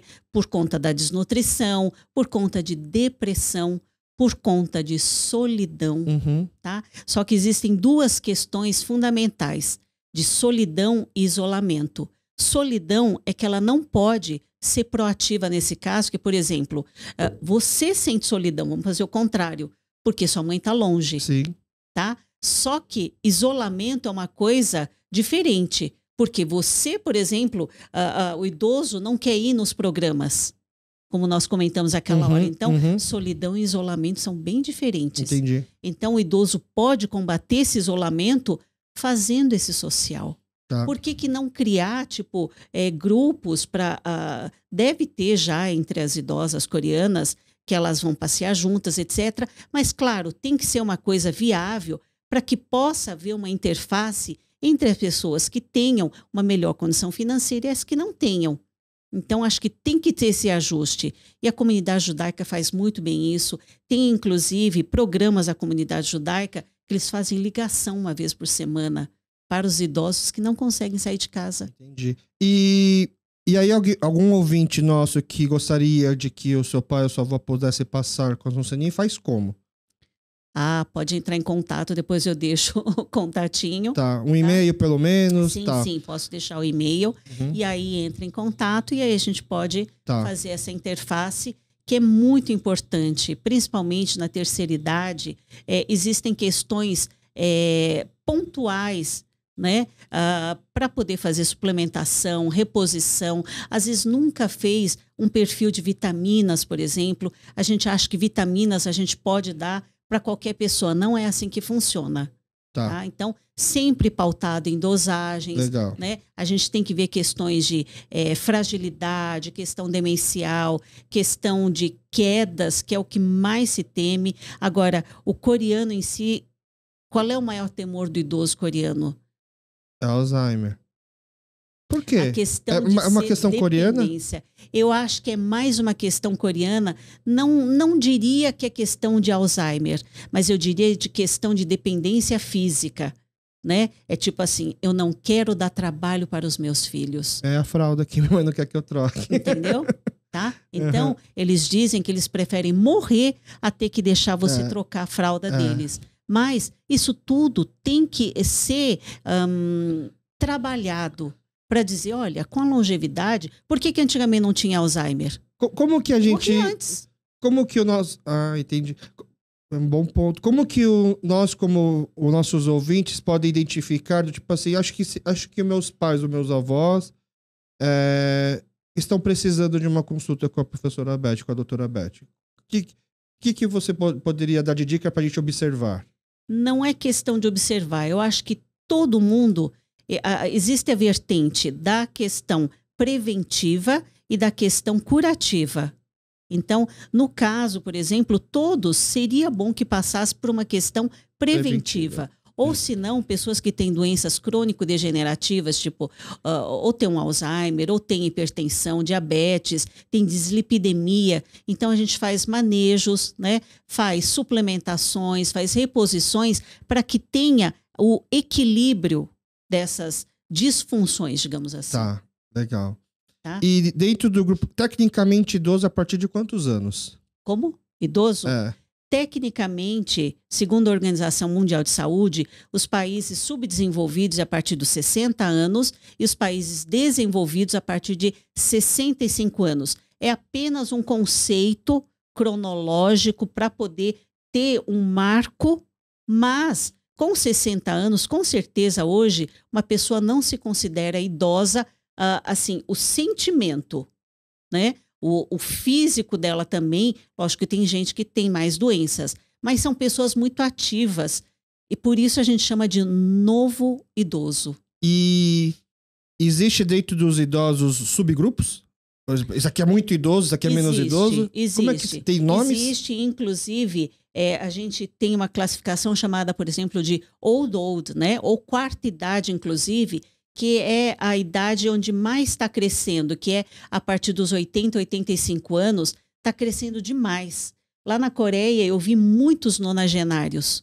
E tinha uma senhora, eu acho que ela tinha 89 anos, se eu não me engano, e ela trabalhava na ilha de Jeju, cortando, porque aquelas mexerica pequenininha, cure, né? Uhum.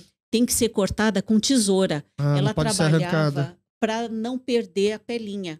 Ela trabalhava o dia todo naquela fazenda e aí à noite, isso era mais ou menos 8 e pouco da noite, ela estava no centro comunitário fazendo o quê? Ginástica. Fora as que mergulham ainda para pegar... Sim, tem as mergulhadoras, só que agora estão mais espertas. Elas estão indo de motocicleta. Eu vi várias andando de motocicleta. Mas elas ainda fazem a pesca. Sabe por que começou a pesca, né? Porque não tinha homens para fazer? Exatamente. Por causa da guerra? Que eles foram para a guerra, elas tinham que sobreviver, elas começaram a mergulhar e aí foi a fonte de renda. É engraçado um país como a Coreia, nossa comunidade coreana, ser tão dependente das mulheres e ao mesmo tempo ser tão machista, né? E as mulheres são machistas na nossa comunidade, Muito né? interessante isso. Mas eu acho que é uma questão realmente cultural que ainda não conseguiu ser virado o jogo. Mas eu te falo que nas universidades, mais de 50%, uma porcentagem muito maior, é de mulheres nas faculdades. Ou seja, o jogo está virando. Entendi. Tanto que a gente está vendo o que na Copa? Mulheres sendo árbitro. Comentarista, repórter também. Entendeu? Então, veja como mudou, né, a questão da mulher ter maior participação. Então, eu acho que nós estamos numa época assim maravilhosa e usa mais as telas que você usa muito para falar com a sua mãe. Sim, a gente faz bastante vídeo call, né? No Natal você vai chorar? Não, você vai ligar e vai fazer videochamada com a mamãe. Só um adendo, nesse exato momento ela tá aqui no Brasil. Ah, tá no Brasil? Tá, ela veio passar o final de ano aqui. Não consegui convencer meu pai. Ela tá aqui, não consegui convencer meu pai, mas... E eu chamei ela com aquele intuito, tipo, eu vou dar aquele gostinho de que aqui é legal e ela não vai querer voltar. Mas a gente tá brigando tanto. Por quê? Porque nós somos muito parecidos, né? Então a gente... E eu falei isso pra minha mãe, tanto que teve um dia que ela trouxe da Coreia Insham, né? Porque Insham, pra quem não sabe, é o ginseng, né? E pra fazer o samgyetang, a sopa de frango, né? Tanto que ela chegou no Brasil, a gente foi brigando por besteira, né? Eu falei pra ela assim, mãe, a gente não convive junto faz muito tempo, é normal brigar. Eu não me apego a essas brigas, eu acho normal, tá? E ela é muito durona. Eu tô parecendo que eu tô me apegando? Então, você que tá sendo chato. Ela responde dessa forma, né? E eu acho ok. E aí ela não pegou essa minha fase na cozinha, né? Eu tive poucas oportunidades de cozinhar pra ela, né? E aí a gente fez esse samgyetang junto, né? E aí a gente entrou numa sincronia na cozinha, assim, tão... Parecia um restaurante, assim, trabalhando de uma forma tão, assim, sincronizada. Antes de um falar, o outro já pensou que o outro tava precisando, a gente tava fazendo esse samgyetang junto. Aí eu falei pra ela, minha mãe depois, assim, viu? A gente vai brigando, mas vai se ajeitando. Eu vou te falar que um dos momentos mais felizes que eu tive nesses últimos anos foi hoje, agora, cozinhando com você. Olha o resultado, olha que delícia que ficou, né, esse prato, né? E ela muito durona, ela fala assim, mas quem ficou brigando com quem nisso? Não, isso não é briga. Isso pra você é briga? Não, imagina, tá ok, né?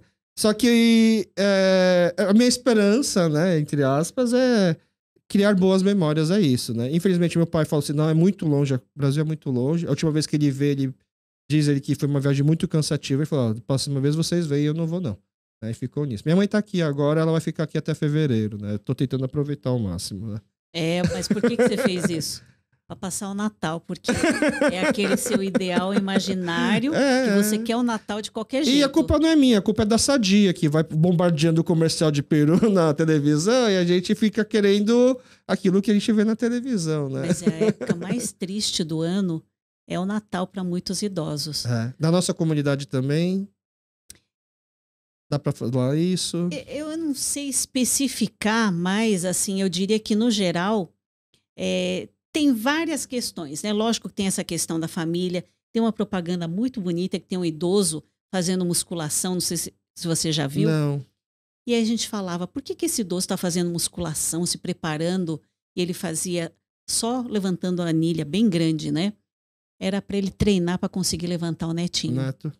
Então é muito bacana. Então tem essa questão da intergeracionalidade, o amor que você tem pelo neto é muito maior do que pelo filho. Só que assim, você tem que respeitar as vontades da sua mãe, você não está respeitando. Não vou respeitar. Eu tô vendo, eu já percebi. Você quer que impere ela vai a ter sua que me engolir. vontade. Exatamente. Tá meio por aí, só que você precisa de terapia, tá? Eu sei. Pessoal, eu troco divulgação de psicólogos por terapia, tá? Bom, a gente tá estourando o tempo, tá? Eu tava brincando, eu vou deixar você embora, tá? Ai, meu Deus, graças a Deus. Eu vi que o amor pela a sua filha, talvez ela venha e arromba a porta se eu não te devolver. Então eu vou liberar. Só que a gente não libera antes de fazer 3 perguntas muito difíceis. A primeira Deus. é o que você gosta de comer e aonde você come esse prato em termos de, se possível, comida coreana, porque a gente acredita que comida coreana é uma comida afetiva. Né? Se no seu caso for um outro prato que traz essa cozinha de afeto, tudo bem. Qual que é esse prato e aonde dá para comer esse prato? É uma indicação gastronômica. Uma indicação de streaming, né? De conteúdo, Netflix, filmes ou documentários, se possível coreano, ou então da sua área de atuação, especialidade. E terceiro, não sei se você tem o costume, nessas confraternizações de amigos, empresas ou família, ir no norebá, num karaokê. Quando você vai no karaokê, só pode cantar uma música e você quer arrasar qual que é a música que você canta. Bem, de comida, eu acho que é aqueles típicos que não tem como, se for coreano, né? De não comer bulgogi com bibimbap, não tem como, né? Tá. E kimchi, né? Porque, afinal de contas, é o representante master e é um excelente probiótico, tá, gente? Ok. O kimchi. E eu gosto muito de 2 restaurantes, que é o Portal da Coreia. Uma liberdade. Isso, da minha amiga Regina. E o Sokchong, né? Que é da Suzy, né? Aqui na Correia de Belo. Isso. E eu gosto muito desses. E você perguntou de uma produção. Eu sou muito abordada pelas pessoas falando de uma telenovela agora que está passando no Netflix, que é qual? Uma Advogada Extraordinária. Tá. Não tem um que não me aborda para falar sobre essa produção. Uhum. É bem bonitinha. E assistiu? Assisti. De tanto que perguntaram? Ou... De tanto que me perguntaram, tá. Eu resolvi assistir. Porque eu acabo não assistindo porque as produções coreanas são meio viciantes, né? Então, enquanto você não vê o final, você não consegue... Sim. E vai ter segunda temporada. Ah, mas ele tá no exército, tá? Só em 2024. Sei de tudo. O gato não tá disponível. Mas dizem que vão esperar ele para poder fazer. Dizem então, isso. Justamente. Agora tem o Vincenzo também, que é muito bom. O Nabileira chegou a assistir? Não assisti, mas... Eu acredito que as pessoas perguntam. Que já me falou. Já me falou Olha, muito. eu recomendo, viu? Já te contaram sobre o que é também, mais ou menos? Também, aí Bom, me falaram assiste, que é muito bom. Eu vou querer saber a opinião dele. Certo, ok. E do Noreban, acho que o que eu poderia dizer que eu Gosta de ir pro Noreban? não vou tantas vezes que eu canto mal, mas eu gosto muito de um que era justamente da telenovela, que é Pogoshipta. Sei, Acho sensacional. Ele veio aqui, eu não consegui ver o show Aham. dele, mas eu acho que é. E ele, assim, transmite uma. Ele consegue fazer uma leitura, ele consegue fazer uma emoção diferente, não é só cantar. Aham. Então, ele é o cara. Essa música é Que Vamos do Pogoshipta. Isso. Particularmente, eu acho que eu canto bem essa música no Noreban. Eu Ai, consigo... meu Deus, então vamos ter que ir pra gente ver. Vamos ver. Então, tá bom. Muito obrigado, Nuzani, mais uma vez por topar participar aqui com a gente no programa. Obrigado pelo seu tempo. Sei que não foi fácil chegar aqui, pegou muito trânsito, né? Bastante, que hoje, né? Uhum. Mas eu agradeço ao convite, foi muito bacana mesmo.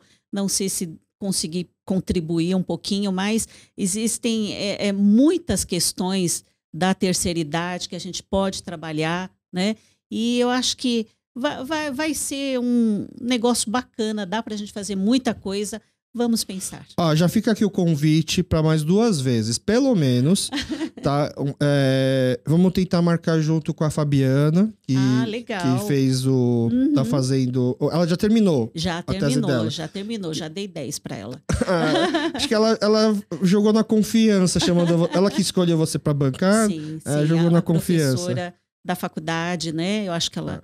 E ela, como fez baseado também em muitas coisas na minha tese, então ajudou, né? E depois eu vou também convidar mais uma vez para poder gravar com a cineasta Paula aqui para a gente falar sobre distúrbio alimentar. Nossa, perfeito, Tá porque bom?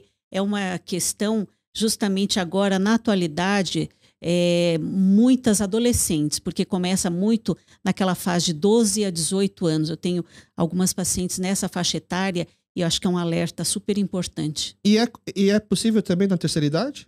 Já é mais difícil? É mais difícil porque na terceira idade ela teria mais quadro, talvez, de compulsão. Então, a gente tem que fazer diferença de obesidade com compulsão. É diferente. Por isso, para os tratamentos, a gente tem que ter um diagnóstico bem preciso. Mas eu tenho uma paciente que pesa 30 quilos, ela tem 57 anos. Nossa. Ela tem transtorno alimentar, que tem vários tipos, e o dela é um restritivo evitativo. Entendi.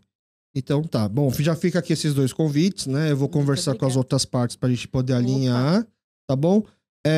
E muito obrigado para você que ficou com a gente aqui até o final. Nós nos encontramos de novo na próxima quarta-feira, ou talvez num 1+1, quem sabe. Portanto, é muito importante você se inscrever nos nossos canais, seja no Spotify ou no YouTube, para poder receber a notificação de quando tem um novo programa saindo, tá bom? Muito obrigado. Eu que agradeço. Muito obrigado pelo convite. Valeu. E esse foi mais um episódio do KyopoCast. Espero que tenham gostado e muito obrigado a você que ficou até o final.